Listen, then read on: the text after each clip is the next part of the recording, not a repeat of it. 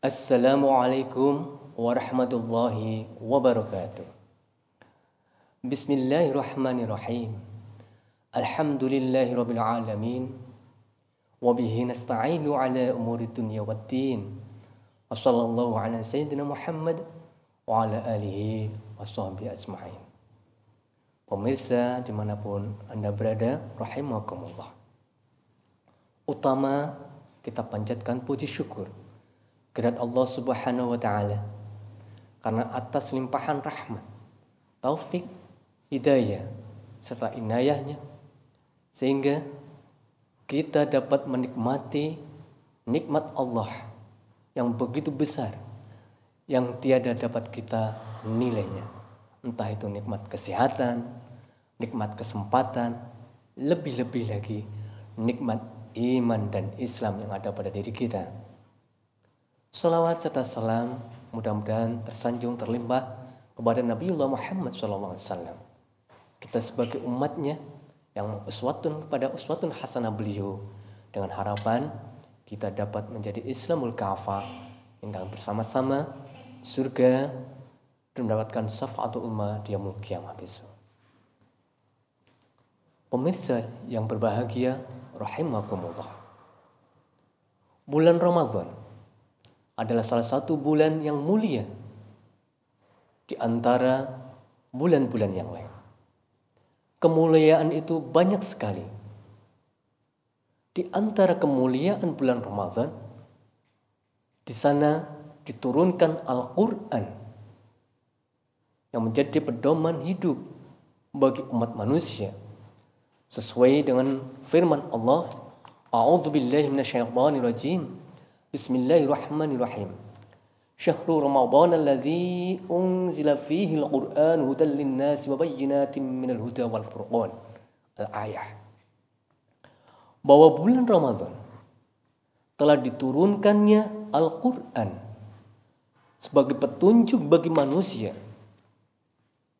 Dan petunjuk itu adalah nyata dan sebagai pembeda antara yang benar dan yang batil. Pemirsa yang beriman, rahimakumullah. Kita bisa mengetahui Al-Quran sebagai petunjuk. Kita bisa mengetahui petunjuk Al-Quran itu nyata, jelas.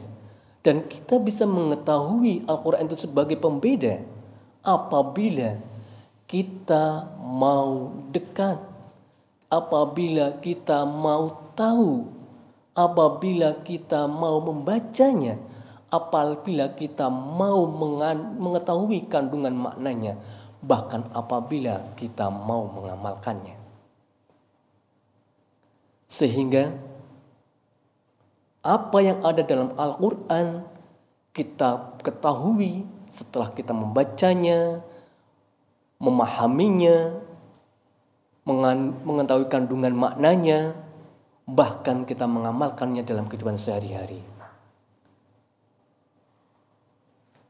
Kita ke belakang sebentar, bahwa ketika Nabiullah Muhammad SAW menerima wahyu yang pertama di Gua Hira, didahului Nabi Muhammad SAW berhalwat, menyendiri, menjauhkan dari kehidupan orang-orang jahiliyah pada waktu itu. Karena Nabi Muhammad melihat orang-orang jahiliyah pada waktu itu sudah tidak bisa menerima kebenaran dari Allah.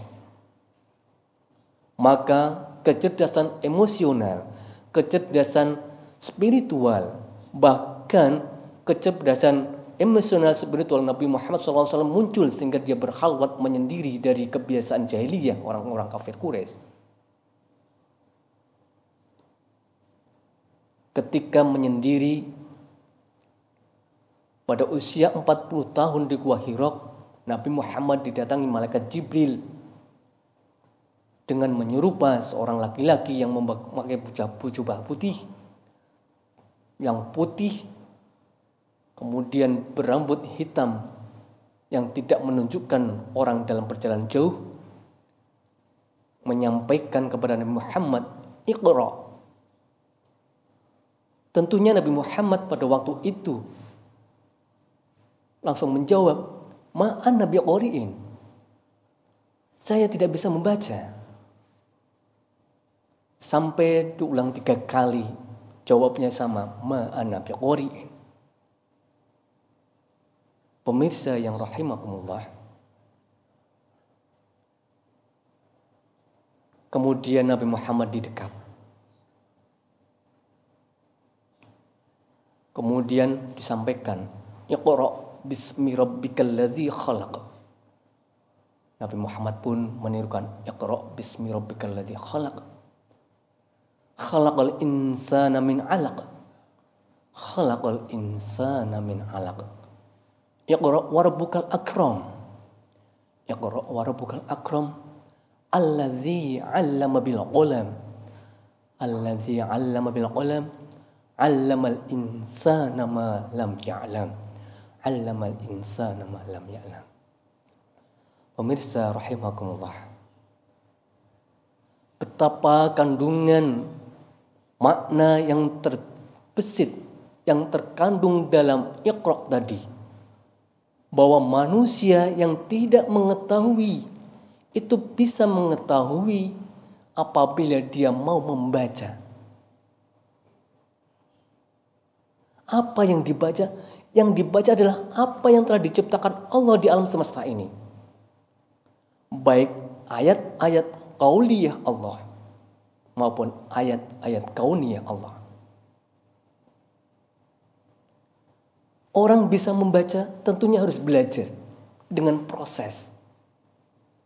Tanpa proses tidak ada yang langsung bisa membaca untuk manusia-manusia normal seperti kita. Sehingga untuk mengetahui isi kandungan Al-Quran, untuk bisa mengamalkan Al-Quran, maka kita harus baca Al-Quran. Kalau kita tidak pernah baca Al-Quran, kapan kita tahu isi Al-Quran? Apa yang diharapkan dari petunjuk Al-Quran? Mana yang bisa membedakan yang baik dan yang tidak baik? Itu harus dengan membaca. Maka di ayat yang lain, A'udzubillahi minasyaitonirrajim. Bismillahirrahmanirrahim. Alif lam mim. Dzalikal kitabul la raiba fihi hudal lil muttaqin. Bahwa dalam Al-Qur'an adalah tidak ada keraguan sedikit pun di dalamnya, dan itu sebagai petunjuk bagi orang-orang yang bertakwa. Pemirsa rahimakumullah, di sini adalah jelas bahwa dengan diturunkannya Al-Quran, maka manusia yang beriman, manusia yang bertakwa dapat mengambil petunjuk-petunjuknya, mana yang benar dan meninggalkan mana yang salah, mana yang baik dan meninggalkan mana yang buruk, mana yang wajib dan meninggalkan mana yang haram, mana yang diperbolehkan dan meninggalkan mana yang dilarang. Itu sudah ada dalam Al-Quran. Dan dalam Al-Quran juga disebutkan bagaimana manusia dalam hidup ini bisa selamat di dunia dan di akhirat apabila berpegang teguh pada Al-Quran. Betapa hebatnya, betapa agungnya Al-Quran, sehingga Al-Quran sebagai mukjizat yang terbesar dari Nabiullah Muhammad SAW, sebagai penyelamat, sebagai huda, sebagai Al-Furqan bagi orang-orang yang bertakwa.